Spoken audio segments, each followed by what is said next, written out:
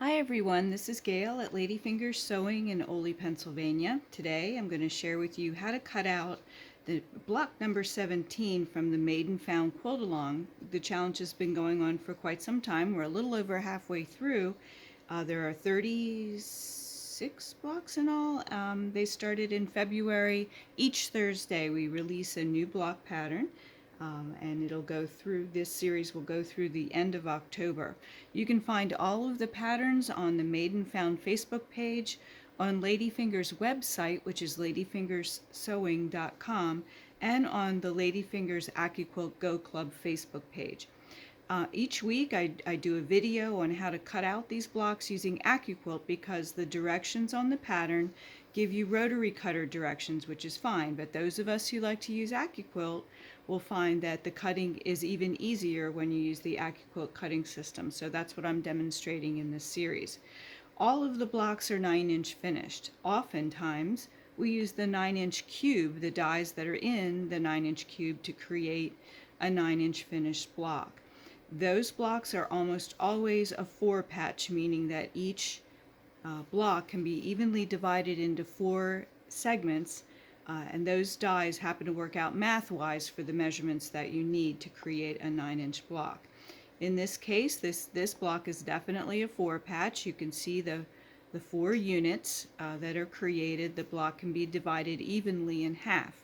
Generally speaking, when your finished block is the size and it's a 4-patch, then it goes with the corresponding number for the cube. 9-inch block, 9-inch cube, because it's a 4-patch. So keep that in mind when you're trying to figure out what dies you need for any given block. The other way to figure this out is because you have a 9-inch block, you know that each quarter of the block finishes at 4.5 inches because 4.5 and 4.5 equals 9. So then you know that each one of these units is 4.5 inches finished, which means here in this case, the shape number 3, which is the larger brown triangle, is a half square triangle, and you know that that needs to finish at 4.5 inches. Since you know that, you can research and see what what die you need to cut that out properly, and that die lives in the 9-inch cube, and I think that's the only place you can get the 4.5 finished. I'm not sure about that. So if you're not sure about that, you can always look at your cutting equivalence chart, which is a free download. We have that posted on the Ladyfingers Accuquilt Go Club Facebook page. It's in the files section, as are all of the blocks for this series, including the bonus blocks and setting options. All of that information is in the files section of the Ladyfingers Accuquilt Go Club Facebook page, and also the Maiden Found Facebook page. So be sure that you join both of those groups so that you don't miss out on anything. So let's get cutting. In this block, in the way that Maiden Found colored it, there's 4 different colors. So we'll start cutting. We're going to see that we only need 2 dies for this particular block. We need the large triangle and the smaller triangle, and both of those shapes are in the 9-inch cube. The large triangle is shape number 3, so there's 2 triangles on the die board. And then the other triangle that we need is shape number 5 from the 9-inch cube. And again, there's 2 triangle shapes on the die board. So let's get cutting. I'm going to start with color number 1, which is the background color in this instance. And remember, you color these however you like. It's your quilt, your block, and have fun with it. I'm just going along pretty much following what you see in the picture in the diagram on your pattern page, just to make things easier. So shape number 1, which is the background fabric, or color number 1, which is the background fabric, I see I need 8. So there's 4, 4, 5, 6, 7, 8, 9, 10. Is that right? 4 and 4 is 8, 9, 10, 11, 12, 13, 14. I need 14 of the number 1 triangle. So since I can cut 6 layers at a time, I've already fan folded, and you can fold it however you want, but in essence I'm getting 6 layers of my background color, and I can then cut 12 of the triangles in one pass through the machine. And I've already checked for my grain line, because we want the straight of grain to be going into the machine. That prevents any stretching. So I know this is my lengthwise grain, and I've already pre-folded this so I know it fits. Some people like to draw extension lines on their die board with a Sharpie or an Identipen, and you may certainly do that. I don't generally do that because it can be confusing to newbies who think, oh, those markings are not on my die. So I'm showing you just as the dies come out of the box. So I've placed my 6 layers. I've lined it up so that my fabric goes past the die blades on all 4 sides.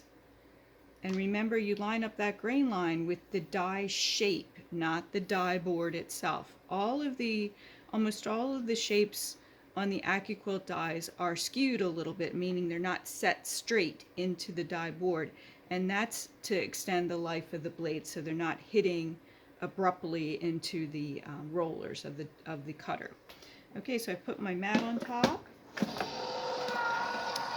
I run the die through the machine. And I've seen online some people getting a little confused that they're having an issue with their fabric sticking to their mats. So give it a little rub first of all. The other thing you really need to get into the habit of is to slide the mat off of the fabric, and that will help keep the fabric from sticking to the mat. If it does stick to the mat, honestly, it's really not a big deal. You simply pull it off. But if you're cutting a lot and you can prevent any step at all, that's generally a good thing. So I try to remember to, what they say online, give the mat a little love, and then slide the mat off of the fabric. Okay, and again, I like to clean up as I go if I remember. So I have 12. I need 14 triangles in all, so I just need 2 more. So that just means 1 layer. And that's it. So my background is cut. Again, slide that off. There we go. Okay. If you have any little snibbles like this, I kind of let my my dies get a little dirty, so you can see me snipping that every once in a while so that you can see that happens. It's life. It's not a big deal. Color number 2 is, in the diagram, a green color. I'm choosing to do pink. I think, yes, I'm doing pink. So I need 2, 4, I just need 6 of those. So that means I only need 3 layers of fabric on my die to give me 6 triangles. And again, I've already pre-folded it. I make sure my fabric is past the edge of the blades so that my triangles end up being the correct size. And I can tell you there's my grain line this way, because that's the selvage edge, which is the lengthwise grain, which is the straightest grain, the less it doesn't stretch. So nothing will be distorted. Okay, and now I have my 6 triangles. Okay, next we're going to jump over to the larger triangle, and we only need 2 of color number 3, which is the large triangle. And for that, I'm choosing this nice turquoise dimples. Again, I'm lining up my fabric grain line with the edge of the die. The skew is slighter because this is a larger shape. Nevertheless, it's there. Don't get too hung up on this about the grain line. It does matter, but it won't, your quilt won't be ruined if you accidentally forget, and some of your shapes might be a hair off.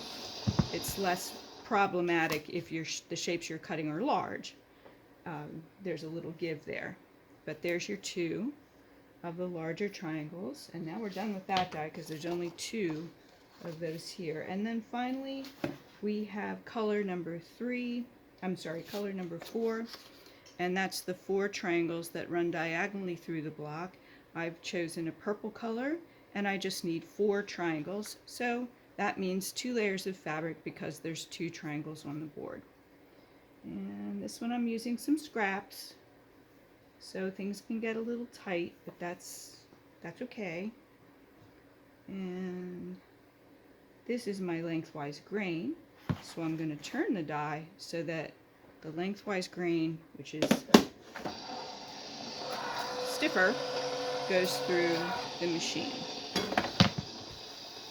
Okay, so now we have everything we need, I believe, to make this block. And I'll give you the layout. There's 2 units that we need to construct. The unit that's all triangles, this quadrant and this quadrant are identical, and then this quarter and this quarter are also identical, so you're going to be making 2 different units and 2 of each. So let's start with the larger of the 2. We have the large triangle, and then we have the 2 background pieces. And we have the pink, just color number 2, and another background. So that's one quarter of the block.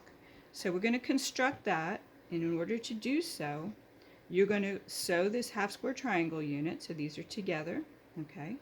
And then you're going to sew these 2 triangles together. So now you have a giant triangle that's the same size as this giant triangle, and you just simply sew these 2 together to create your quadrant. You make 2 of those. Then the other part is all smaller triangles. So color number 4 is at each corner. And then we're using the pink, and that's going to go here.